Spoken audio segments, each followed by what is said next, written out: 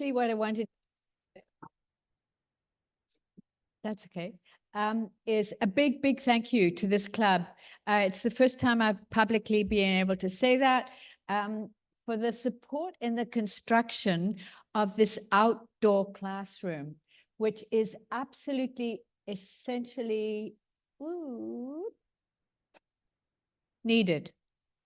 It is used every day, and we are bursting at the seams. And so the club came through with money, which helped complete the project. So I was incredibly grateful to the club for that. Okay, so I'm here today to, excuse me, to talk about why I wanted to work in Ghana. Some of you maybe know me for my Wellington activities, but originally I'm from Zimbabwe. And this is a picture taken many years ago of our farm in Zimbabwe, set in a valley, a very fertile valley. We farmed seed maize and the Zimbabwean staple diet, and our beef cattle roamed in the koppies and the hills. Oh, sorry, what did I do? Okay. The people around me were hardworking, musical, storytelling Mishonas and Malawians. Their lives were very simple and very, very poor. My parents, who provided farm laborers with more than many others, built houses for them and gave them small pots to grow their food on. They paid them with cash and staples.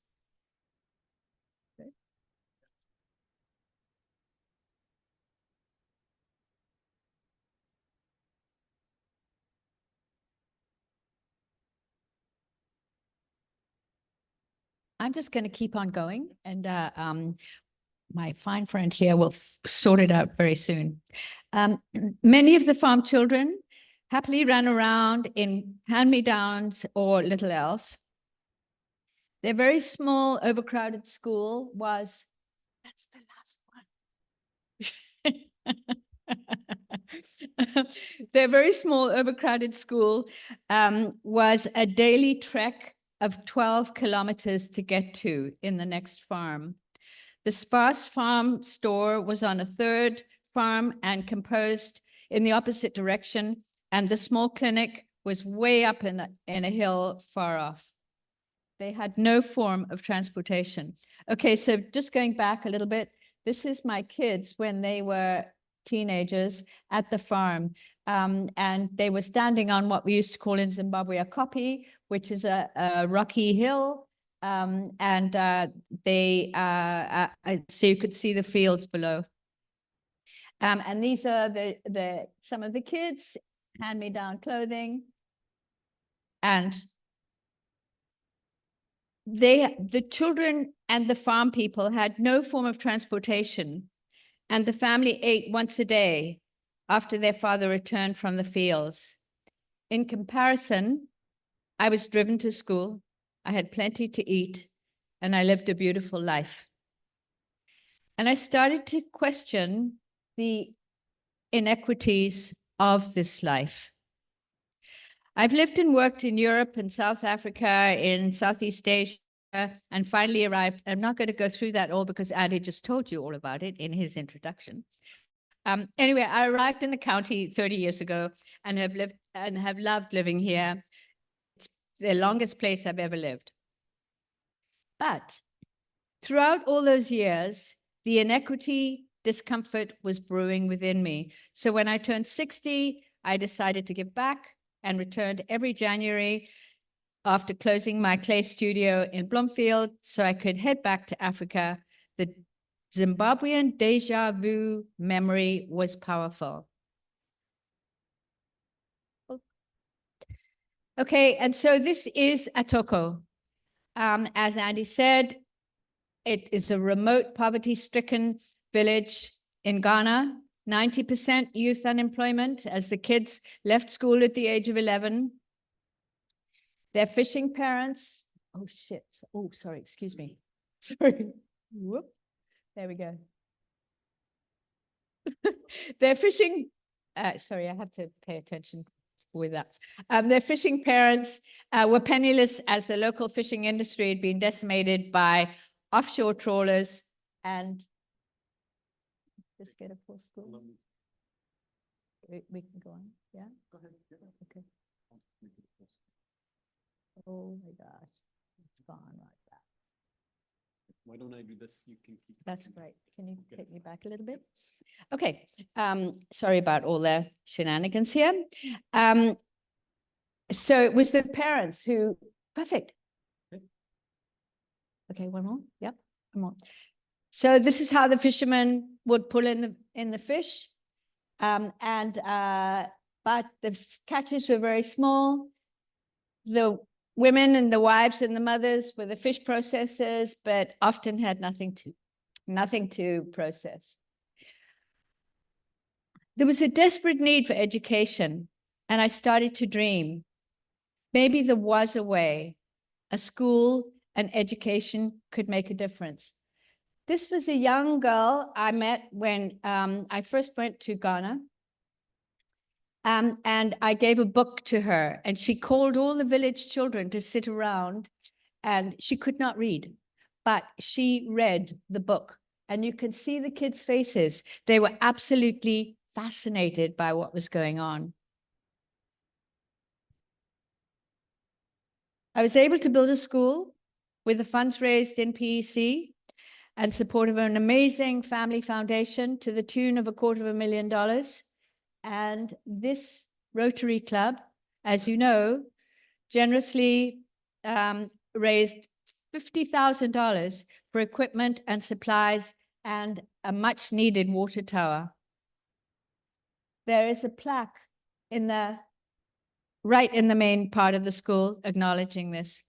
The school was designed by Brian Clark of Picton Library fame and opened with 11 students, all women, in 2011. It was established on the Ontario Code of Ethics, thanks to my teacher children and the Ghanaian government's vocational curriculum, teaching 6 different trades, plus English, math, business admin, and computer studies. And this is our staff. We started off with 4, and now we have over 30. They all have university degrees, and some of them have 2. It has a high reputation, as Andy said, and draws students from the entire region. It is now, as Andy said, a technical institute operated by the Department of Education and has a remarkable headmistress who towers above me, called Amelia Asigri. It has over 500 students, and its graduates leave with a university-accepted certificate in dressmaking, textile design, catering, electrical, welding, and construction. And the Ghanaian Minister of Education and Japanese consul and his wife attended the last graduation ceremony last month. We are a small but mighty school. And so this is where I am now. Whilst the local standard of living is gradually rising, African families are large and money is simply not available for further education. So we established the Atorkor graduate program, and these are the educational administrators and myself who run it. And Madame Asigri is an advisor.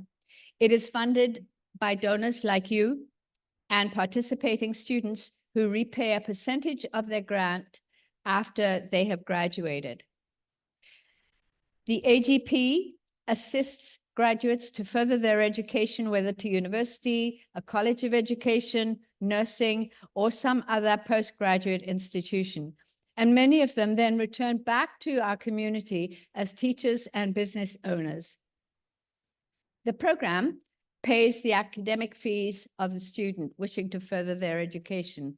But there are strict conditions involved, and the AGP team monitors the students on the ground, keeping in touch with them and ensuring their grades qualify them for future funding in the following year. And in fact, we're having a Zoom discussion tomorrow.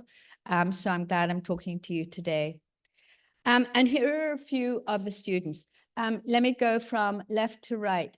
Bernard is our entrepreneur, head of entrepreneurship in the school.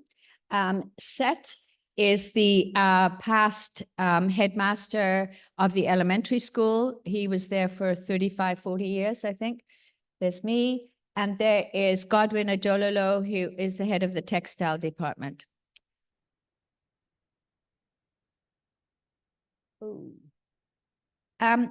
This is Celestina Tofa.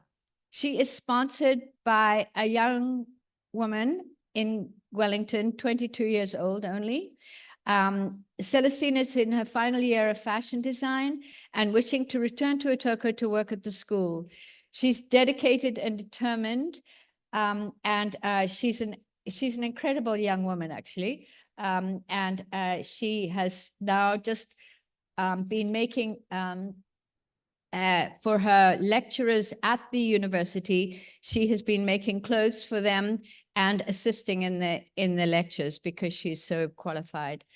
She's doing an internship. Sorry. She's doing an internship for the semester for the next academic year, and will return back to campus to complete my project work, which is the long essay and design of a fashion show in the last semester of her school. So she has got one more year to go. She is going to go far. And this is your student. Elikam Ashigbadi is sponsored by this club and is going into his third year of electrical engineering. He will be returning to the community where his wife and young daughter live. He's a very respected and responsible man who actually assisted in installing the solar panels that a Rotarian donated to the school, along with the head of the electrical department.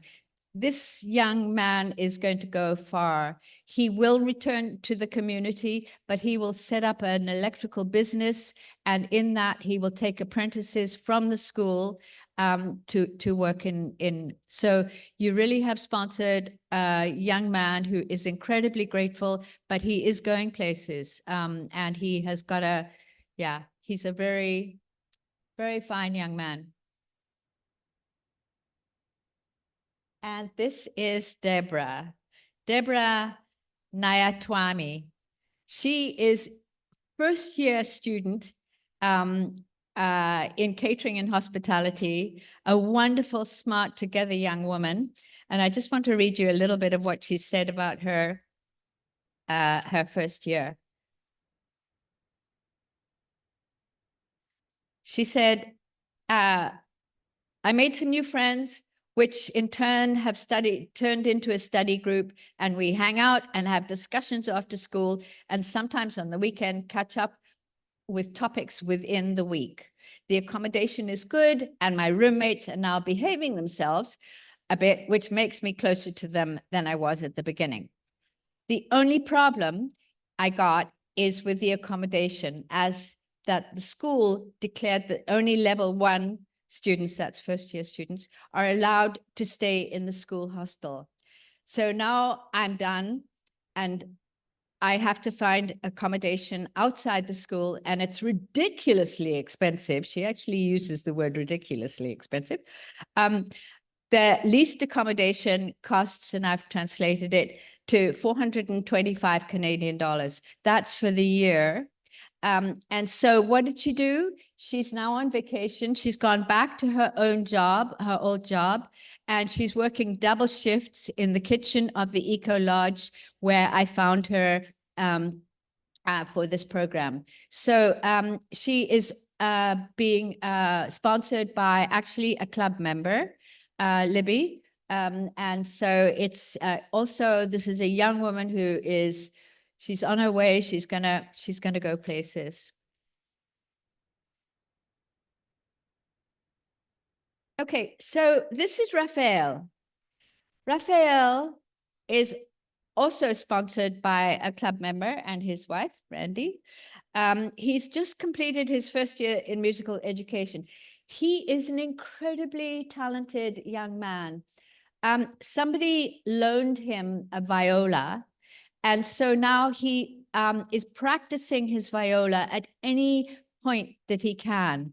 He's also joined clubs in first year school. He's joined clubs that are teaching him all the different musics from the different parts of Ghana with their dances. Before he actually went to university, he was mentoring young students to keep them out of trouble with choir. He plays the music at the church, and he's another young man who now he's at university. He knows he needs to get the music education degree, and he will go back and you'll hear more about him. He's really an incredible young man. So one of our other students is she graduated in fashion, and she started to write and write and write. She has graduated about 2 years ago and has been working, but longing to get back to university. She's going to the School of Journalism. Why? She wants to graduate and become a fashion journalist. So these are all students that we interview, and it's quite a long process. They have to fill in forms, and we interview them, and then we study their, they have to write about themselves and their families and why they want to do this. And it's quite a long process, but it means that we actually get those students who really are focused on going places.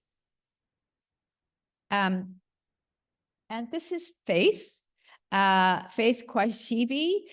She's also going into hospitality, and she's sponsored by the Wellington Rotarians. Thank you. So I'm here today. Oh, that's good. I'm here. Doesn't want to go, doesn't matter. I'm here today because we just graduated 60 students last month, and many of them are wishing to further their studies. They are in the process of submitting their applications and going in for their screening and interviews. And the AGP sponsorship is $600 Canadian for the entire, thank you, it's gone, for the entire year. It covers their academic fees only. However, they're responsible for their own accommodation and living expenses, as Deborah told you.